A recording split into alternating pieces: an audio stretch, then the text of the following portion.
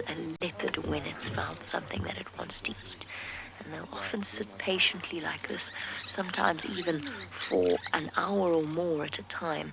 And they just watch and they just wait. And then all of a sudden, with a burst of speed, they launch themselves forward and they go racing towards whatever it is that they happen to have seen, which is exactly what we're anticipating with Hlalamba. Look at the way her muscles are coiled. Her head is down, her ears are forward. She's shifting ever so slightly there, the shoulder blades moving up. And all big cats have these loose shoulder blades that allow them to assume a more powerful pouncing position if they need to. And she's getting her feet up under her. I didn't see any sign of movement yet.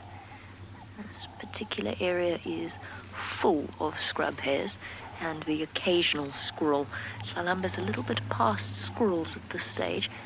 It could be a scrub hare, it could be almost anything.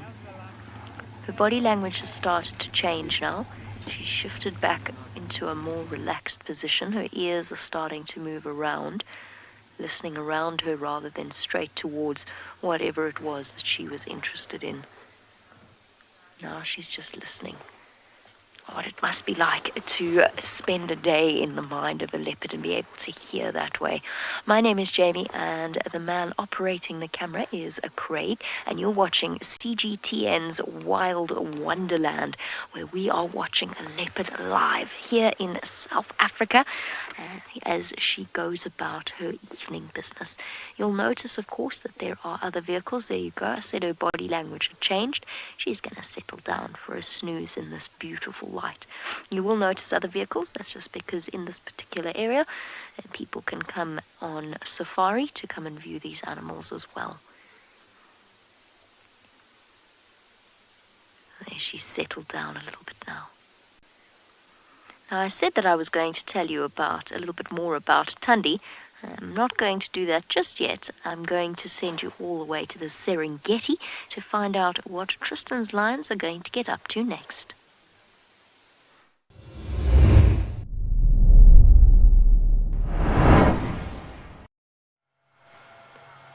Indeed, we are still with our lions, and for now everything is a little more kind of calm, and we've got the most regal pose of a big male lion sitting on top of the rock. The light, unfortunately, is a little bit behind him, and from the other side we actually can't see anything, but he's watching us at the moment and just peering out over the rock. Now, this is not the grumpy male. He seems to be much calmer than his coalition partner, who is still grumbling and growling every now and then. It's a lot calmer than it was, but he's just off to the right underneath that fallen over tree at the moment, lying right up close to where the female is. I'm not sure where the fifth female is, the one that's missing her tail. Oh, sorry, I should say the fifth lion, the lioness that's missing her tail. I'm not sure where she is, but I suspect she's somewhere on the top of the rock with that male that was posing. You can see there's the other coalition member just in underneath. But isn't it just the most spectacular thing to have these silhouettes of male lions with their manes kind of showing off each little individual strand when the sun is behind them? It's stuff that's almost out of a storybook, isn't it? It's absolutely beautiful. Oh, there's the lady with this no tail. Her paws have just come up just below where that male is, and that's probably why he wants to actually come down. He emerged from the top there and started walking down and then lay down when the other male growled. But there you can see her feet in typical lion fashion. She's on her back and just kind of got her paws in the air, trying to stay nice and cool. And as it's getting to this time of the day, so it's starting to cool down enough for these lions to actually move around quite a bit, but absolutely beautiful and as spectacular as you could ever ask for in terms of a picturesque scene for lions to be in place. And like I say, it's one of the reasons why this area will make you fall in love with it. These big boulders like this, coupled with the fact that you get huge amounts of lions and leopards and even the cheetahs that sit on top of these rocks, it makes for the most spectacular scenery and sightings ever, and you kind of get captivated by it. It's very, very, very beautiful. Now he's going to have a big, big yawn. Oh, isn't that cool? You can see his teeth almost silhouetted against the background as well. Now I'm pretty sure he's going to make a move just now, so we'll wait and be patient for him to move and see what his grumpy coalition partner gets up to. In the meantime, though, let's see what James's cute, cuddly little lions are doing. We've just witnessed something toe-curling, everybody, especially for those of us with a Y chromosome. That wildebeest's undercarriage has just gone down the throat of that lioness. And of course, obviously, wildebeest didn't feel anything, but I did watch this pride do that to an old male that was obviously quite sick, and one of them knocked it over, and then the others ate off its most sensitive bits. And now one of the cubs is going to access the abdomen via that most sensitive spot. It's very interesting, actually. One of the lionesses came up, devoured that piece, and then went to sit down. There she is.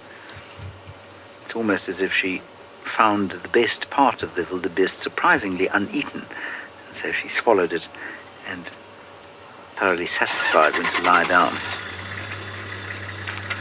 If you do hear engines starting, we are not alone in the sighting. There is one other vehicle here, which is astounding. It really is very special. We've had so much time here with these magnificent cats on our own. Bar one. Ooh. That's interesting.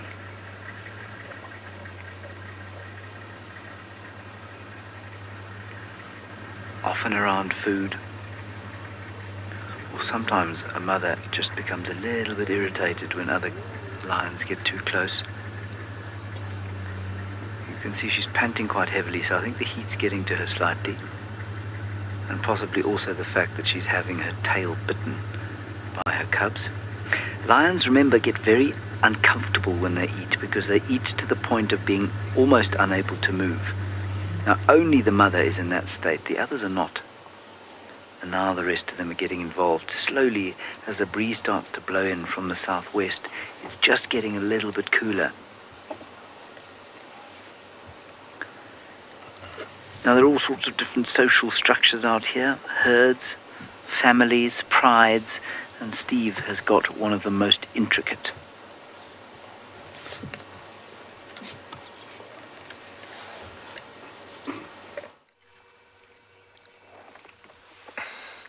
From one form of feeding to another, here this very nice herd of elephants is enjoying what seems to be a very delicious patch of grass.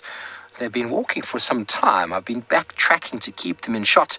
Now they've all stopped. It's something that has caught their attention. And isn't she beautiful with her head painted so orangey brown? Indication of the change in the soil that we have up here. She's actually thrown some sand on her face, going all the way over her back, and there's even some grass and some roots there on her bottom, right at the back there. Elephants love to dust bath. It is a very, very common thing for them to do.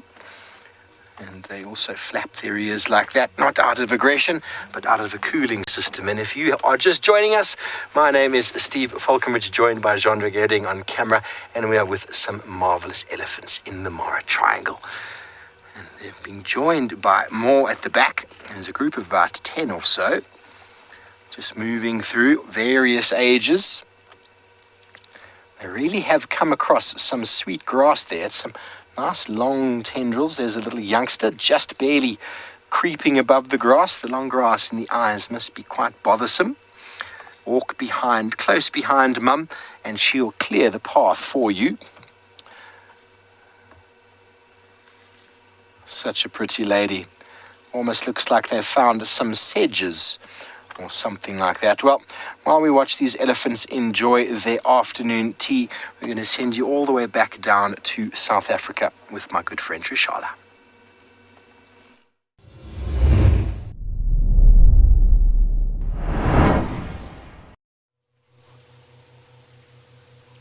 Look at this. There's nothing like having a wonderful Ellie sighting. And this mum is hiding a lovely secret. And that secret is suckling just underneath her there. Come out and say hello. Now, these elephants are actually a little bit, not nervous, but they're very aware of something that's around you. So possibly there's a predator. Trunks were in the air, sniffing the air. And You can see she's concentrating and she's standing still. It's because she's listening. She's listening to all the messages being passed between herself and the other elephants.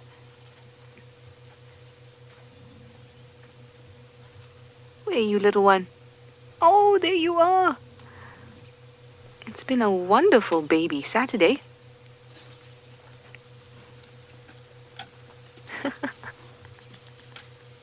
Stunning. Now they're going after all the bits of green that are still left.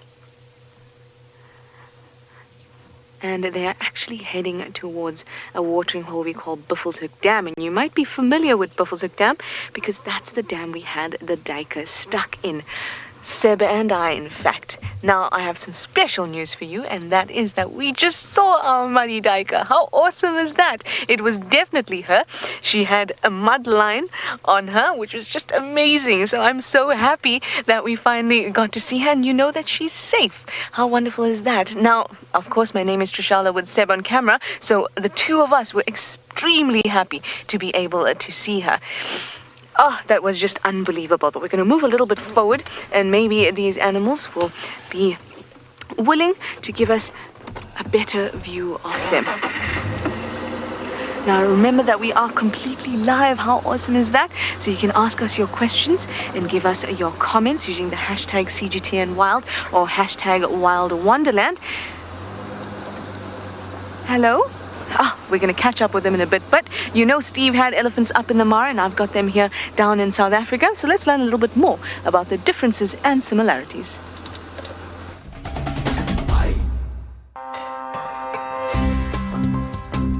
Elephants are an iconic keystone species of the wilderness. And they have captured our hearts and minds like no other. The herds are fascinating to observe and extremely important to the health of African ecosystems. Elephants live in complex matriarchal societies. Calves are raised and mentored by caring relatives and friends. Their playfulness and intelligence in so many ways mimics our own. More than 30 years of human activity has made the elephants of the Sabi Sand relatively comfortable around our vehicles. Oh my goodness, hello. That's very close. We must always guard against becoming complacent in their awesome presence. That said, a respectful and sensitive approach to these intelligent creatures can result in moments of profound connection to the wilderness.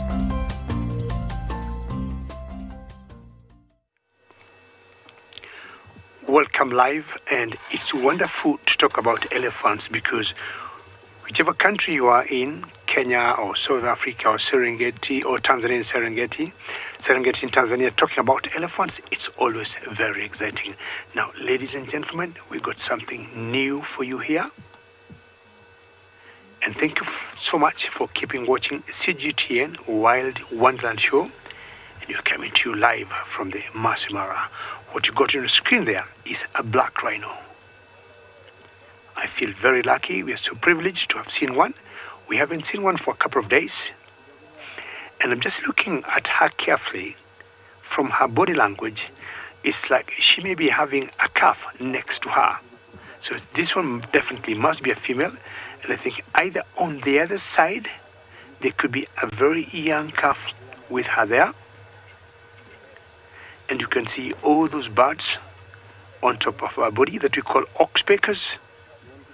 And my guess is these are the yellow-billed oxpeckers. And of course, they're always there for the obvious reasons. They'll always get parasites out of the bodies of these pachyderms. We see them once in a while also on buffaloes, like the huge herd of buffaloes they had before. But to me, rhinos got much tougher skin or much harder skin than the buffaloes.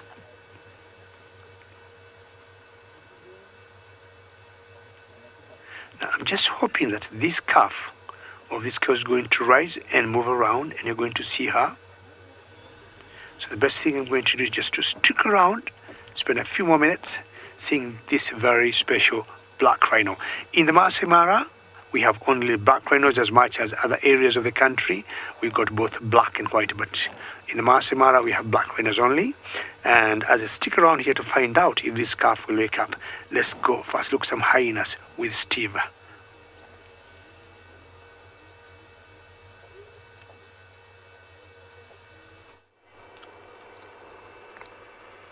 Thanks, David. Enjoy your rhino. Hopefully that calf manages to show itself. I'm very privileged to be able to see rhinos still these days. But here we are once again, everybody. If you have not viewed them before, we are at the North Clan den site.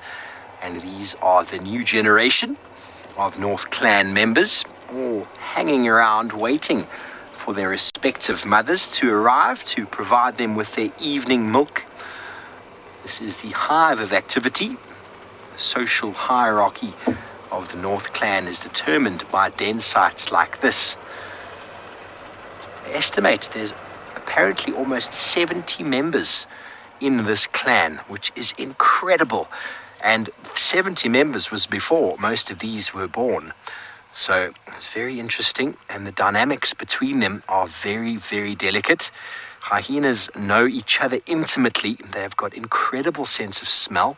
Whether they see each other, know each other visually, it's hard for me to tell you, but there you go. That one has managed to find itself a bone. What have you got there, little one? You found something to chew on and keep your teeth busy.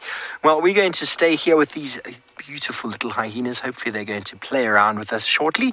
But once again, I'm going to send you back down to Sabi Sands with my friend Trish.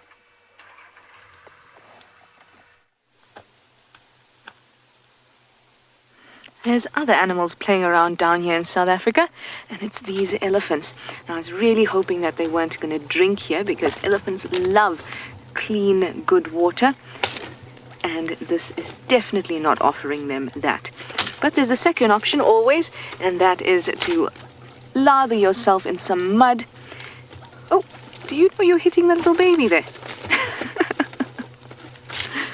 And now, having these sort of mud baths, you can almost think of it like a mask. So they've got it onto their body, and they're protecting their body from the heat, and it's creating a cooling effect. And on top of that, what it's doing is removing, or basically kind of gluing, any parasites in that mud, and then they'll go and scrape themselves on trees to get those parasites off.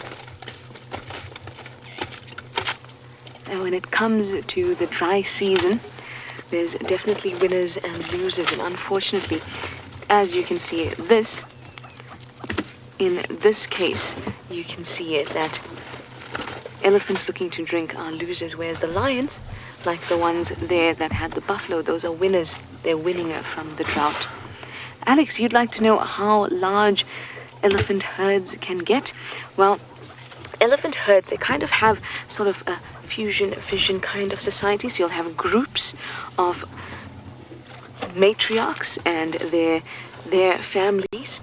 That'll be a small family unit, sort of like this, and they're related to the other elephants in the area. So herds can be huge if they decided to come together, and they can be small like this if they decided to go off on their own. Oh, just have a look there.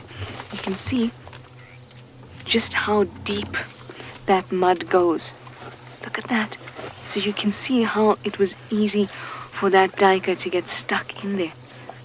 But for a large animal like this, it's easy for them to pull themselves out. You can see that baby's trying to get in there too. I think you're going on the wrong end.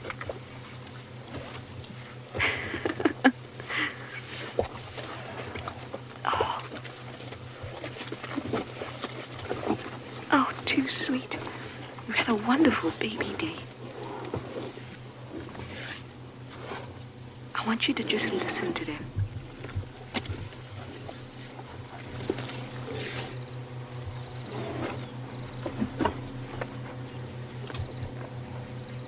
Neil, you say playing in the mud looks fun.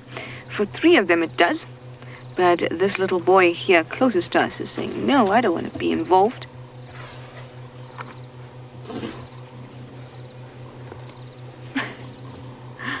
I'll just play with my trunk instead. But I agree with you. I think it looks like a lot of fun.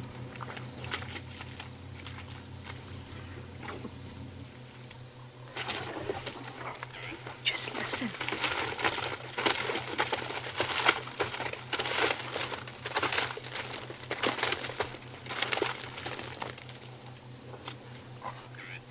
Just splashing about. Now, if you look at the individual that's just sat down outside of the pile.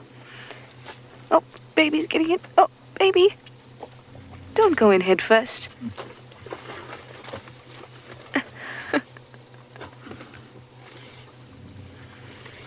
Really, really having some fun. Now, this elephant on our right, there we go. You can see that it's starting now to spray the drier sand over it. And that's what's going to help all this caking of the mud to happen and dry out. And that's how it can remove any of those pests on its body. This, to me, looks a little bit like necessity and about 80% fun. Oh,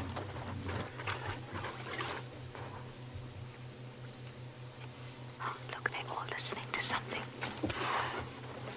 Yes, you are. Why aren't you getting involved? There's a dry one there. Come on, baby, you can make it up. Don't slip. Really nice. Now, the elephants have moved mostly off Juma these last few days, and these are a few stragglers that are having so much fun. Well, like I said, it's a really, really baby Saturday today, so let me send you over to David because he's got a cute little bundle too.